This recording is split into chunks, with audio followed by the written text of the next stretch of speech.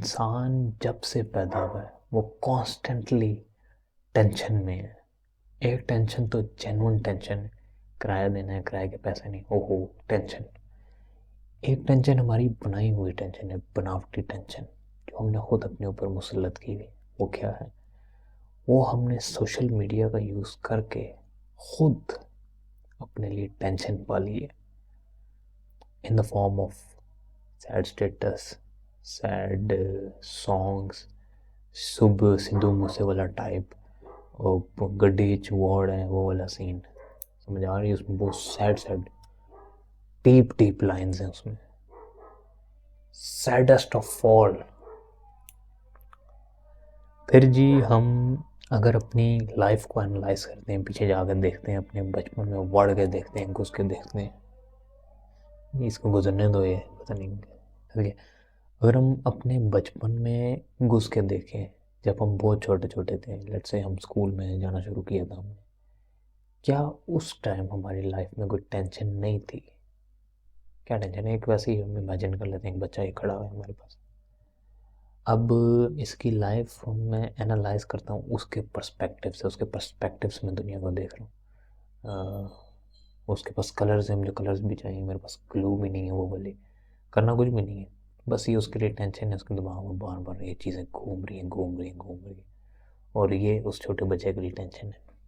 फिर let's say बच्चा बड़ा होता है, 5 6 ईयर क्लासेस का मैं वैसे ही बता रहा हूँ, उसी से हम आजकल लोगों को, लोगों की पहचान बनाते हैं, लोगों की एजेस,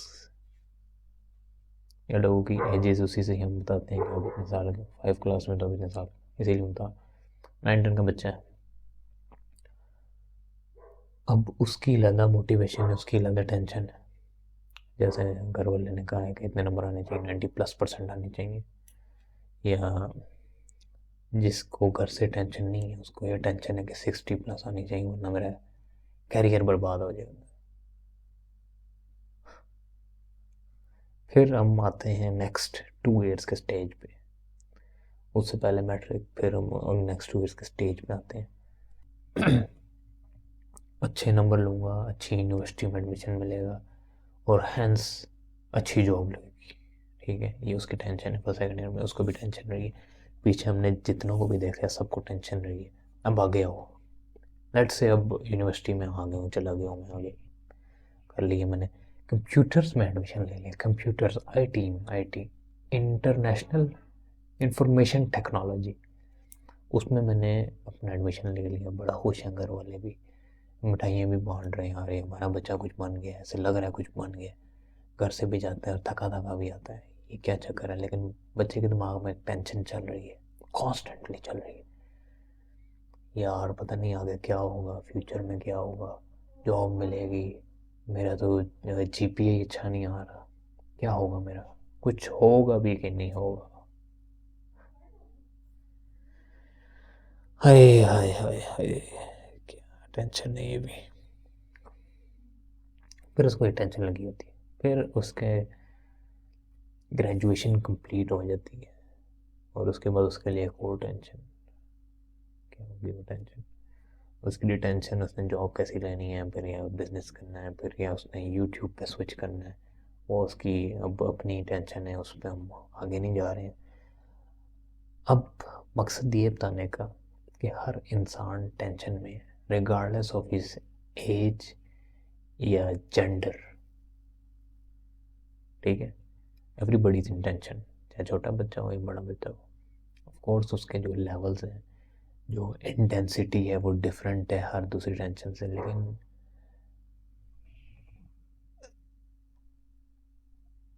सॉरी यार माइक का कोई मसला था। ऑफ कोर्स उसकी जो इंटेंसिटी है, जो जोर है, वो हर दूसरे बंदे के टेंशन से थोड़ी ऊपर नीचे है, लेकिन टेंशन टेंशन है हर किसी को।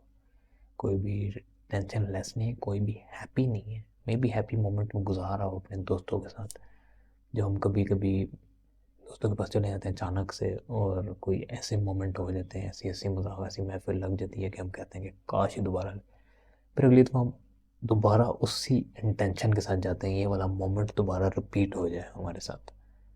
वो जो हंसी मजाक वाली महफिल लग गई थी ना, अरे वो हम कहते हैं कि दोबारा रिपीट हो जाए हमारे साथ।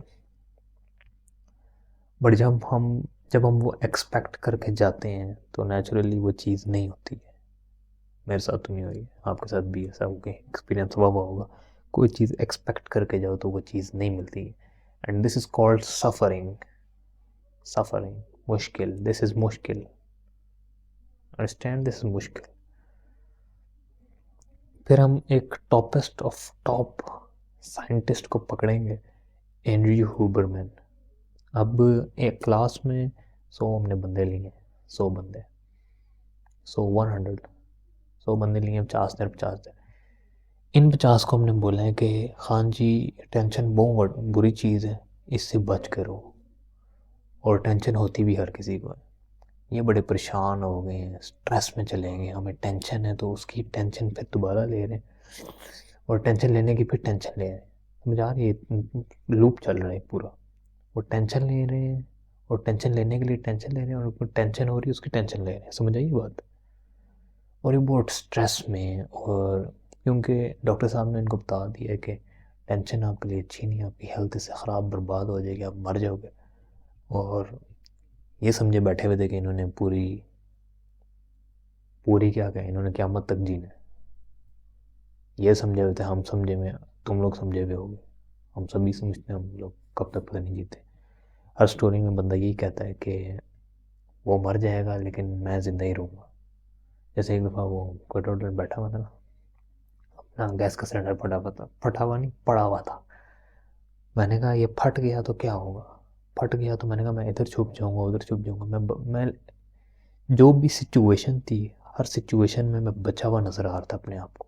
लेकिन एक्चुअली में अगर सिलेंडर फट जाता, खुदा ना ख्वास्ता, अल्लाह ना करे ऐसा होता, अगर ऐसा हो जाता तो ऑफ कोर्स मैं नहीं बचना था मैंने, क्योंकि वो फ्यूजन कहते हैं, वो बुलेट से भी ज़्यादा तेज़ होती है। जो उसके पार्टिकल नहीं निकलते हैं अपने सिलेंडर के, जो उसकी साइड में गुलाई बनाई हुई, वो जब फटते हैं ना और जब लगते हैं कि वो बुलेट से भी ज़्यादा स्ट्रांग होते हैं, और वो बस बड़ा ख़तरनाक है। और उस सिचुएशन में मैं अपने आप को मैंने बचाया हुआ था अपने दिमाग में, क्योंकि मैं अपने आप को मरता हुआ नहीं देख सकता। Human nature, it is completely natural. फिर ये 50 लोग हैं, इन्होंने बहुत स्ट्रेस लिया है, इनके लिए बहुत गंदा स्ट्रेस है, और बड़े परेशान हैं ये। इन्होंने पिल्स भी लेना शुरू कर दी। फिर यहाँ हमने 50 लोग बिठाए थे, जिनको डॉक्टर साहब ने कहा है खान जी स्ट्रेस व्रेस स्ट्रेस श्रेस कुछ भी नहीं होता, कुछ भी नहीं होता स्ट्रेस।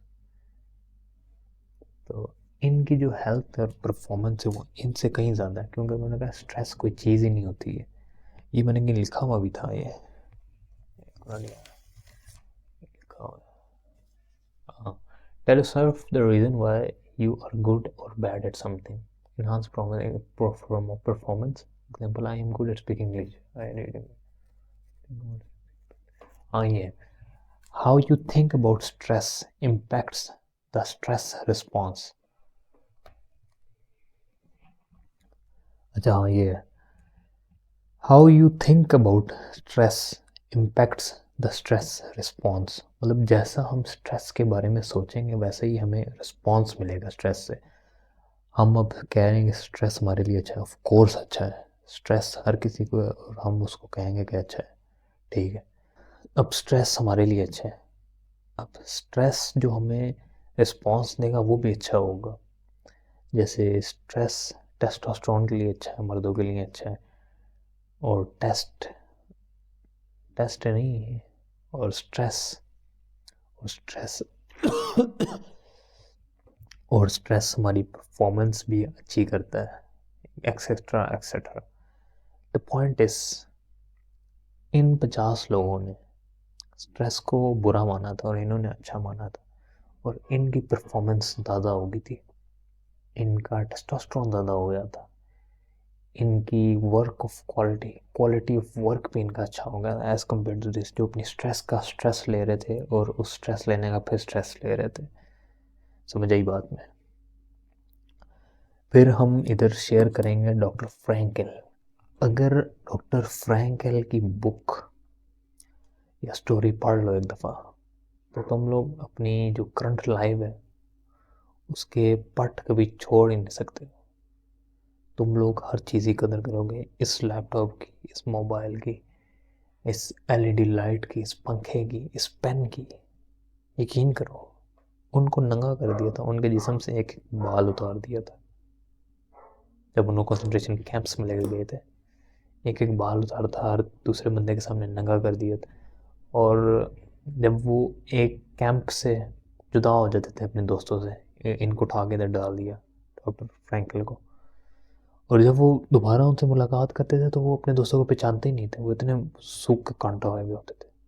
उनको एक सूप मिलता था और ब्रेड, जिसको वो रोटी मेरे ख्याल में कहते हैं, ब्रेड कहते हैं, लिखा हुआ तो ब्रेड है, bread and soup, watery soup, पानी वाला सूप, पानी और रोटी, बस एक दिन में एक दफ़ा बस। और वो भी इन सम केसेस उस पर भी रिस्ट्रिक्शंस लग जाती थी कि अगर इसने ये काम नहीं किया तो इसको नहीं मिलेंगी। आई डोंट नो, लेकिन इस तरह की कोई बात थी कि उसको नहीं मिलता था फिर। अच्छा, ये डॉक्टर फ्रैंकल की बात होगी। डॉक्टर फ्रैंकल जो उधर सफ़र कर रहे थे, जिन्होंने the book of the meaning of the meaning, man search for meaning, उन्होंने बुक ली the man search of meaning, for meaning है और मीनिंग है। और कंसंट्रेशन कैंप में जो मैंने तुम लोगों को सारा अभी बता दिया है कि कैसे वो, उनको खाना कैसा मिल रहा था, जो भी था, वो अपनी वाइफ को इमेजिन कर रहे थे उधर भी। उनको आसमान पे अपनी महबूबा या वाइफ नज़र आ रही थी। और एक उनका मैं कोट भी शेयर करता हूँ, लव इज़ द हाइस्ट, यार कर लेते हैं। Love is the ultimate end the highest goal to which a man can aspire. मतलब कॉन्सेंट्रेशन कैंप में इतनी मुश्किलें काटने के बावजूद वो अपने प्यार को याद कर रहे हैं। ये भी एक अलग फिलॉसफी हो गई है, इस पर नहीं डिस्कस करते हैं अभी हम सफरिंग। एक और कोट में शेयर करते हैं, love is the strongest death. ये जिसको लव हुआ है वो जानता होगा, आई डोंट नो। अच्छा, मैं अपनी सैड स्टेटस की स्टोरी तुम लोगों को सुना दूँ। पिछले 1 साल पहले या 1.5 साल पहले मैं भी सैड स्टेटस लगाता था पिंटरेस्ट में जाके, बड़े वो खूबसूरत से ब्लैक एंड वाइट में वो स्कल वाले मैं निकालता था, बड़े अच्छे लगते थे वो सैडेस्ट स्टेटस, और डीप मीनिंग के साथ। मैं कहता था डीप मीनिंग के साथ मैं लगा दी, डेली 1-2 लगाता था। वो तस्वीरें होती थी बड़ी, मैं खूबसूरत सी करके लगाता था। और काफ़ी लोगों ने मुझे वो हार्ट शार्ट भी भेजते थे, क्या हुआ क्या हुआ, हाँ क्या हुआ, मैंने क्या होना है। गली में भी लोगों ने कहा यार स्टेटस चेक किए हैं अली के। मैंने कहा वाकई में कोई अच्छा काम कर रहा हूँ, कोई ह्यूमैनिटी के लिए कोई मैंने मदद की है ह्यूमैनिटी की, ऐसा मुझे लगता था। फिर ऐसा था जाके उन स्टेटस पे मैं तकरीबन कह लो 1 घंटा या इससे भी ज़्यादा मैं देता हूँ। और पता है ना, बंदा अपना स्टेटस कितनी दफ़ा खोल के चेक करता है, वो घंटा में सिर्फ वो खोल के चेक करने में लगा देता था कि कैसा लग रहा है, ज़्यादा ऊपर तो नहीं, ज़्यादा नीचे तो नहीं, ज़्यादा राइट लेफ्ट में तो नहीं है, वही देखता रहता। फिर एक और स्टेटस को भी लगा देता, कभी अपनी तस्वीर लगा देता, अपनी तस्वीर इतनी एडिट में करता था। खैर वो मैंने सैड स्टेटस अपना वो स्टार्ट किया होता, और वो देख के मैं मज़ीद सैड होता था। और चूंकि सोशल मीडिया बना ही हमें सैड करने के लिए, इवन सैडर, दोबारा सुनो, सोशल मीडिया हमें सैड करने के लिए बना है, सोशली कनेक्ट करने के लिए नहीं बना। सोशली अगर कनेक्ट करना है तो एक हफ्ते के लिए सोशल मीडिया अकाउंट्स डिलीट कर दो सारे। स्नैपचैट नहीं, स्नैपचैट से तो मेरी स्ट्रीक टूट जाएगी है, हफ्ते बाद तो मेरी स्ट्रीक टूट जाएगी, वो पता नहीं 365 दिन चल रही है। एक हफ्ते के लिए अपने सारे सोशल मीडिया अकाउंट्स डिलीट कर दो।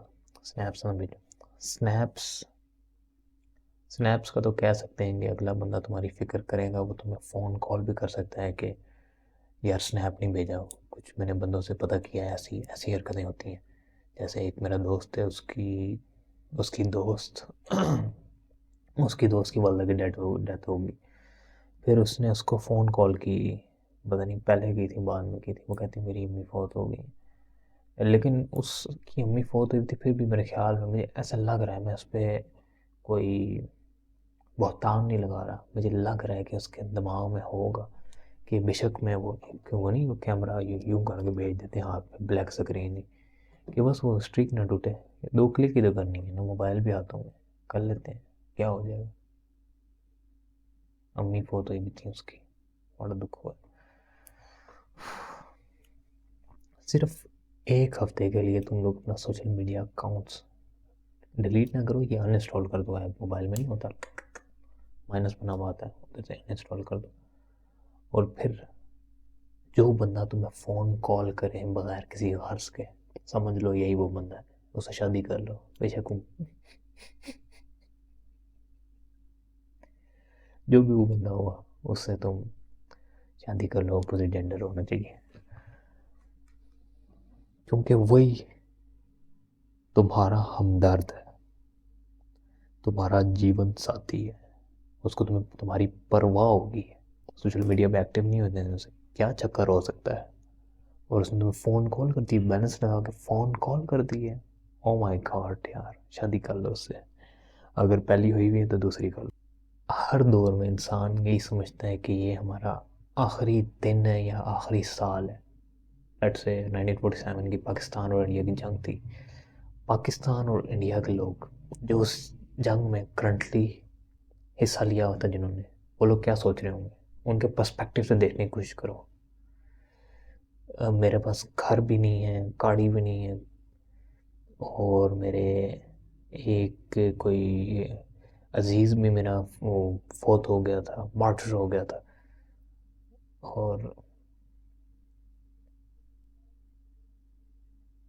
और ये क्या, शायद अब मैं आ गया ना जी से, तो मुझे तो आगे भी नज़र नहीं आ रहा, मेरी जॉब कैसे लगेगी, मेरा करियर कैसे बनेगा।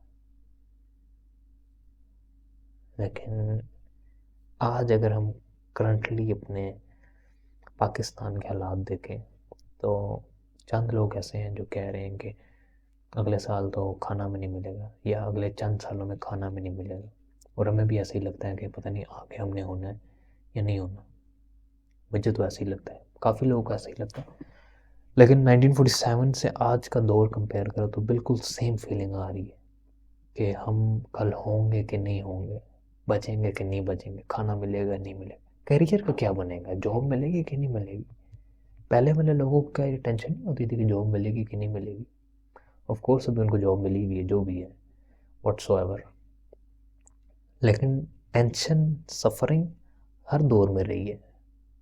इस इस अनडिनाइबल पार्ट को हम निगलेक्ट नहीं कर सकते। अच्छा ये बात अब गौर से सुनना, suffering is ineradicable part of human life. Suffering is ineradicable या फिर unneglectable part of human life. ठीक है, सफरिंग एक ह्यूमन का अननेग्लेक्टेबल पार्ट है, मुश्किल इंसान की ज़िंदगी का अननेग्लेक्टेबल पार्ट है। और just like human life is incomplete without death, मौत के बगैर इंसानी ज़िंदगी नामुकम्मल है, बिल्कुल उसी तरह सफरिंग के बगैर, मुश्किलों के बगैर इंसानी ज़िंदगी नामुकम्मल है।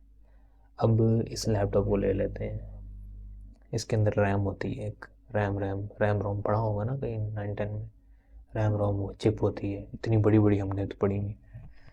रैम होती है लैपटॉप में। अब ये रैम के बगैर ऑपरेट नहीं कर सकता। रैम को हम सफरिंग लेंगे, ये सफरिंग है आपकी। अगर इसको मैंने निकाल दिया, रैम को जो हमने सफरिंग कहा है, इसको ये सफरिंग है, और लैपटॉप जो ह्यूमन सोल है, ह्यूमन है। अब हमने अगर सफरिंग निकाल दी तो लैपटॉप नहीं चलेगा।